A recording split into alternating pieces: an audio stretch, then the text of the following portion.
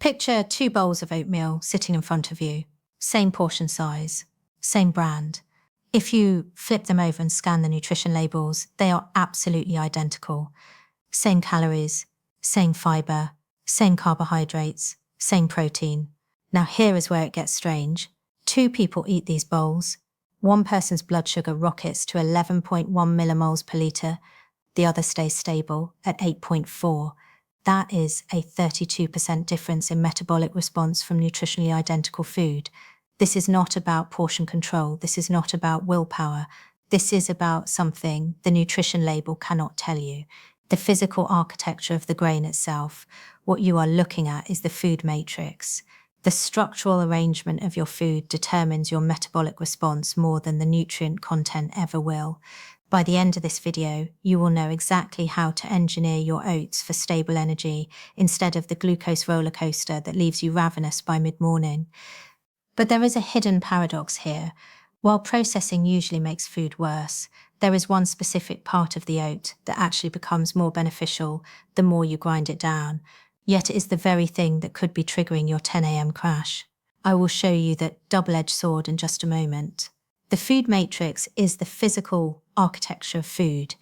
It is how the molecules are arranged, how tightly they are packed, how accessible they are to your digestive enzymes.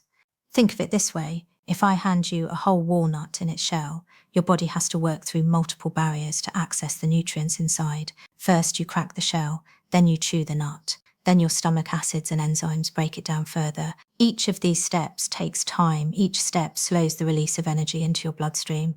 Now imagine I take that same walnut, grind it into a fine powder, and mix it into a smoothie. Suddenly, all of those barriers are gone. Your digestive enzymes can access every molecule instantly. The nutrients flood into your bloodstream at speed. This is what happens with oats. Oats exist on a processing spectrum. At one end, you have steel-cut oats. These are whole oat kernels that have been chopped 2 or 3 times with a steel blade. They are chunky. They take about 30 minutes to cook on the stove. When you eat them, your body has to work through that intact structure to break down the starch inside. Next, you have rolled oats. These are oat kernels that have been steamed slightly to soften them, then flattened between heavy rollers. They cook faster, maybe 20 minutes, because the structure has been partially disrupted, but they still retain some integrity. Then you have instant oats. These are rolled oats that have been pre-cooked and often cut into smaller pieces. You can prepare them in 2 minutes. The structure is almost entirely broken down before you even open the packet. Finally, you have oat flour. This is oats ground into a fine powder. Every cell wall has been ruptured. Every starch granule is exposed. This is what you find in many processed breakfast cereals and oat-based snack bars. Here is the critical part. The research from Dr. Sarah Berry at King's College London shows that finely ground oats produce a 40 to 50% higher glucose response compared to intact oat kernels. That is not a small difference. That is the difference between stable energy and a blood sugar spike that mimics a diabetic response. Why does this happen? Surface area. When oats are ground, you massively increase the surface area available for digestive enzymes to attack. Amylase, the enzyme that breaks down starch into glucose, can access every molecule simultaneously. The glucose floods into your bloodstream within 30 minutes. You absorb it high in your gastrointestinal tract, where there are fewer receptors for fullness hormones like GLP-1. Contrast that with steel-cut oats. These stay in your stomach longer. Gastric emptying is slower. The glucose is released gradually as the oats move through your digestive system. By the time they reach your lower intestine, you have triggered a cascade of satiety signals. Your body knows it has been fed. You stay full for hours. The back of pack nutrition label cannot tell you any of this. It shows you macros, it shows you fiber grams, but it cannot show you the architecture. It cannot show you how fast those carbohydrates will hit your bloodstream. That is the food matrix in action. Understanding the matrix is step 1, but wait until you see the actual timeline of a spike. We are going to look at data showing how a healthy bowl of instant oats can actually mimic a diabetic response in a perfectly healthy person, and the specific hormone that is being muted when you eat them. Let me walk you through what happens in the 2 hours after you eat instant oats versus steel-cut oats. This is where the food matrix reveals its power. You sit down at 8 a.m., you eat a bowl of instant oats. Within 30 minutes, your blood glucose begins to climb. By 45 minutes, you have hit your peak. Your blood sugar has spiked to 11 millimoles per litre. For context, anything above 10 is considered a diabetic level response. You are a healthy person, but your body is responding as if you have impaired glucose control. Here is what is happening inside your cells. That rapid glucose surge triggers a massive insulin release. Your pancreas is working overtime to clear the sugar from your bloodstream. But insulin does not work alone. It also signals your body to store energy. Some of that glucose goes to your muscles, some goes to your liver. But if those stores are already full, the excess gets converted to fat.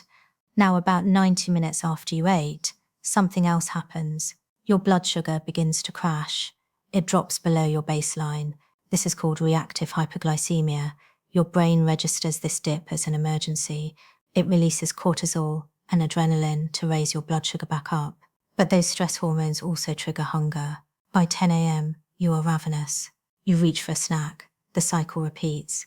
Compare that to steel-cut oats. You eat the same portion at 8 a.m., but this time the glucose rise is gradual. It peaks around 60 to 75 minutes, not 45, and the peak itself is lower, maybe 8.5 millimoles per litre. Your insulin response is measured. There is no crash. By 10 a.m., you are still comfortably full.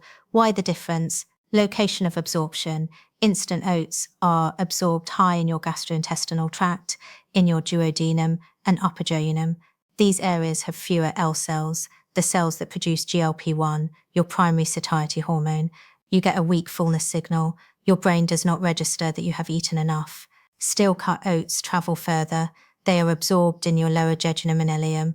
These areas are dense with L cells. GLP-1 floods your system.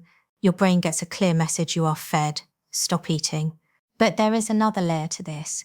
Every time you spike your blood sugar, you activate your immune system. Neutrophils, a type of white blood cell, respond to high glucose by ramping up glycolysis. They release inflammatory proteins like S100A8 and S100A9.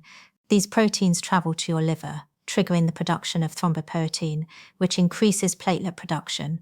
Those platelets become hyperreactive. They stick to your blood vessel walls. Over time, this accelerates atherosclerosis, the furring of your arteries that leads to heart attacks and strokes. This is not theoretical. Dr. Sarah Berry's research shows that even healthy individuals experience this inflammatory cascade after eating ultra-processed oats. The metabolic memory of these repeated spikes persists. Your vascular system remembers. Most people think the solution is to quit oats forever. It is not. There is a simple precision protocol, a way to clothe these carbohydrates that can blunt a spike by up to 30% without changing the oats themselves. We will break down those 3 specific clothing layers at the end of this video. Here is where the paradox begins to reveal itself. Oats contain a compound called beta-glucan. This is a soluble fiber with a powerful reputation. It lowers LDL cholesterol. It improves insulin sensitivity. It is the reason oats carry a heart-healthy label in the first place. Beta-glucan works by forming a viscous gel in your digestive tract.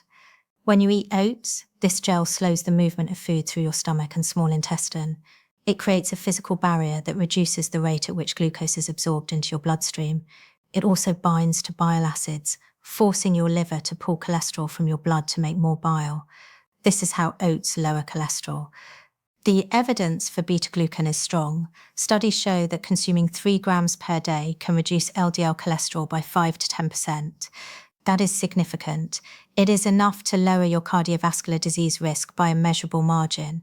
Here is the twist. The more you grind oats, the more beta-glucan you release. When oats are whole, much of the beta-glucan is trapped inside intact cell walls. Your digestive enzymes can access some of it, but not all. When you grind oats into a powder, you rupture those cell walls. You liberate the beta-glucan. It becomes fully bioavailable. So grinding oats gives you more of the compound that protects your heart. But it also accelerates starch breakdown. It exposes every starch granule to amylase. You get a faster, higher glucose spike.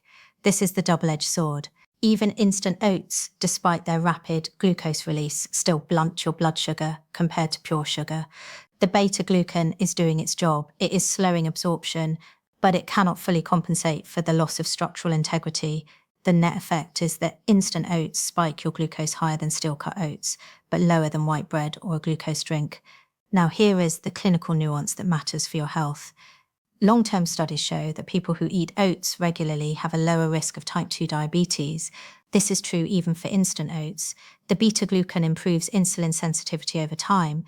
It supports your metabolic health in ways that go beyond the acute glucose response. But if your primary concern is blood sugar control, if you are trying to avoid the mid-morning crash and the hunger rebound, then structure matters more than beta-glucan content. Steel-cut oats win.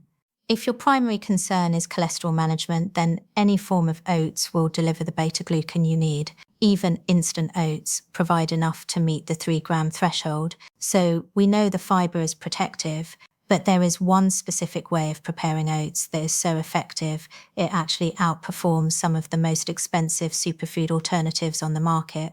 I am going to show you that number 1 preparation method in our action blueprint next. Let me give you the precision protocol. This is how you engineer oats for stable energy without sacrificing the benefits. First, choose your oat form based on your metabolic priority. If blood glucose control is your primary concern, steel-cut oats are your foundation. If cholesterol management is the goal, any oat form will work. The beta-glucan content is similar across the spectrum, but for glucose stability, structure wins every time. Here is the preparation hierarchy. Overnight soaked steel-cut oats are your gold standard. Soak them in water or milk overnight in the refrigerator. This softens the grain without destroying the matrix. You retain the structural integrity while making them easier to digest. Cook them on the stovetop in the morning if you prefer them warm. Next is stovetop rolled oats. Use thick rolled oats, the kind that take 15 to 20 minutes to cook. Avoid quick oats, the thickness matters. Thicker flakes mean more intact structure. More structure means slower glucose release. Never use instant oat packets. These are the worst offenders. They are pre-cooked, often ground, and frequently loaded with added sugars. They are designed for speed, not for your metabolism. Now, let me show you the 3 protective layers that can flatten your glucose curve by 20 to 30%. These are what I call clothing the carbohydrate. Layer 1 is protein and fat. Add Greek yogurt, nuts, or nut butter to your oats. A serving of almonds or 2 tablespoons of almond butter can reduce your glucose spike by 20 to 30%. The fat and protein slow gastric emptying. They delay the release of glucose into your bloodstream. They also trigger the release of incretins, hormones that enhance insulin secretion and improve glucose clearance. Layer 2 is fiber reinforcement.